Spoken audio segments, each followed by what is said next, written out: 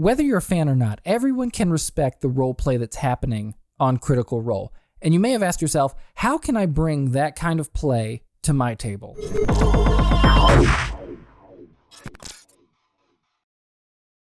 Hello everybody, my name is Justin, and I'm the Star Lord for the Tableverse, a Starfinder actual play podcast. And welcome to the Actual Play Experience. This is where we discuss the inner workings and business of everything actual play.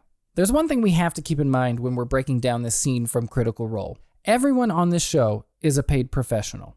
They've been in the performing business for many years, and so acting and improvising are things that come more naturally to them because they are practiced professionals. So, with that in mind, let's jump in and let's see what role-playing techniques we can steal from Laura Bailey. Hey, Nott. Hi. Hi. Oh, just for the context of this scene, you need to know that Jester almost drowned recently, and Ford had to give her mouth-to-mouth. Are you super wasted? I've got a good buzz on. Okay. I have a question for you. Yeah. Have you... I think you have because you said you were, into somebody before. Have you ever kissed a boy? That was the cutest thing. I've kissed a boy. Yeah? Mm-hmm. What was it like? Excuse me? What was it like when you kissed him? Have you never kissed someone?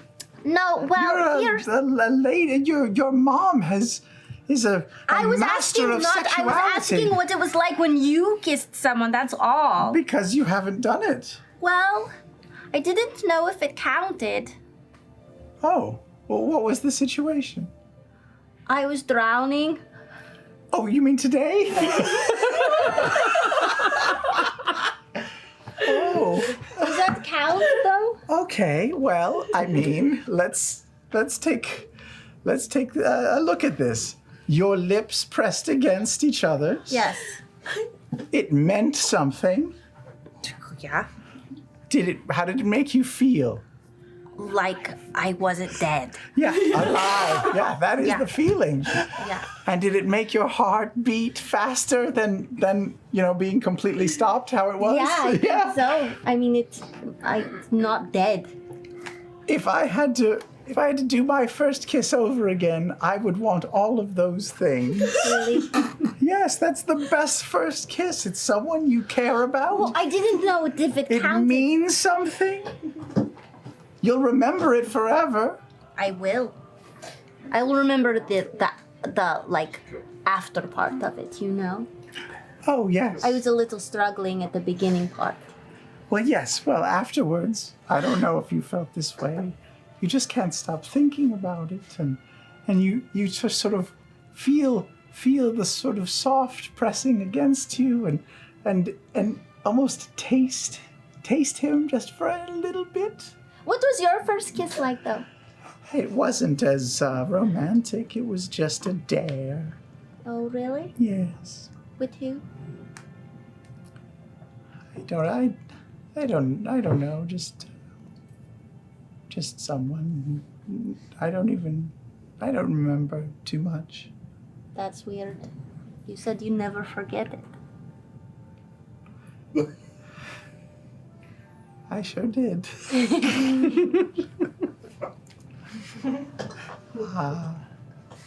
Just pretty young and, just kids just saying oh, you kiss each other now. Oh, okay, just one of those types of games. I think kids do that sort of stuff a lot. I think so, too. Yeah. But I don't remember his name. Oh. Do you remember the softness of his lips? I do. Yes. It was a good day. Yeah, today is pretty cool too. Okay, there are a lot of things that we could talk about just from that one simple exchange, but what I want to talk about are three things that Laura Bailey is doing brilliantly. The first thing that she does is initiate this scene with a fantastic question. Have you ever kissed a boy? That was the cutest thing. Laura starts from such a primal place by asking, have you ever kissed a boy? She's starting off by making the scene about sex. In the book Save the Cat, Blake Snyder says, primal urges get our attention. Survival, Hunger, sex, protection of loved ones, fear of death grab us. The best ideas and the best characters in the lead roles must have basic needs, wants, and desires. This is something that I think Laura just instinctively understands. And this isn't even one of the things that I wanted to talk about, so there's a bonus thing for you right there at the top. Excuse me? What was it like when you kissed him? Have you never kissed someone? No, well, here's... The first thing that I actually wanted to talk about is that Laura is allowing Jester to show vulnerability. This isn't something that's entirely new for Jester, but it's something that we can look at and we can steal for our own characters. Allow your characters to be vulnerable and talk about things that they're embarrassed or worried about. Jester does this by making a confession. I was asking what it was like when you kissed someone, that's all. Because you haven't done it. Well, I didn't know if it counted. I don't know if it counted. Jester is confessing to Nott that she's never kissed anyone before. And as the viewer, we start to put a couple things together because we know that Jester has a crush on Ford, and we know that Ford's mouth has been on hers via the CPR. So not only is she curious about whether mouth-to-mouth counts as her first kiss ever, but she's also a little excited that she may have just had her first kiss with her crush. As the audience, we're putting this together and we immediately empathize with Jester. You can easily see what this kiss means to Jester and what it's doing to her, and so now we're rooting for Jester. Now, not only does she want, but we want for her. We want, more than anything, to see her get that real reciprocated kiss with Ford. Another thing that Laura is doing with this question is she's referencing something that's happened in the past. In this case, it's something that's just happened today. Oh, well, what was the situation? I was drowning. Oh, you mean today? But she's using what happened before to explore what happens next. I think one aspect of roleplay that some players struggle with is what comes next? What am I supposed to do now? And I can't remember where I first heard this, but a lot of times the best way to move forward is by looking back at what's already happened. That's what Laura's doing in this moment. She has Jester look back at what's already happened, the mouth-to-mouth, and explore it with Nott in this scene. And through this exploration, Jester is able to figure out what needs to happen next. Like, just keep him guessing. Like, did I say something? Did I do something? Was I a bad kisser? Okay. And that'll put him on the defensive where you want him. That's right. And then you cut his throat and fucking kill him. I'm just kidding about that. No. And that realization didn't come from stressing about what's supposed to happen next or what I'm supposed to do now. It came from looking back at what had already happened. The last juicy bit that I want to extract from this exchange is a big character thing. Laura obviously has an idea of what she wants Jester's character arc to be.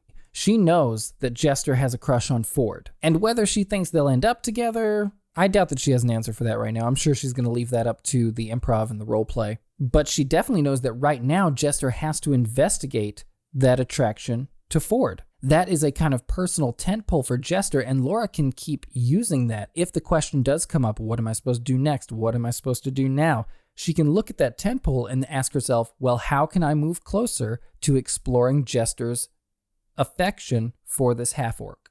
In Laura's acting brain, I think the equation works out like this. Ford puts his mouth on Jester's mouth, plus I know that Jester has a crush on Ford, equals Jester needs to find out if CPR counts as a kiss. And now that we break it down, you might say to yourself, well, duh, Justin, anyone could have figured that out. But now that you've seen it, I think it makes it easier to practice it and bring it to your next session. So to recap, 3 techniques that we can steal from Laura Bailey. We can let our characters be vulnerable by making confessions about things that they're embarrassed or anxious about.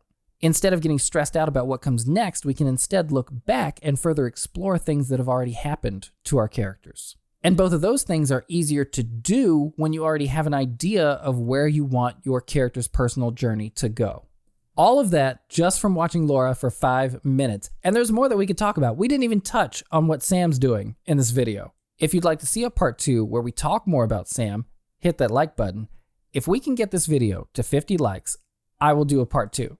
And now it's time for me to be vulnerable and make a confession. It is my goal right now for this channel to reach 250 subscribers. If you enjoyed this video at all, please hit that subscribe button and the bell for notifications so that you can see more videos just like this one. Thank you for watching, and until next time, remember, it is not in the stars to hold our destiny. It is in ourselves.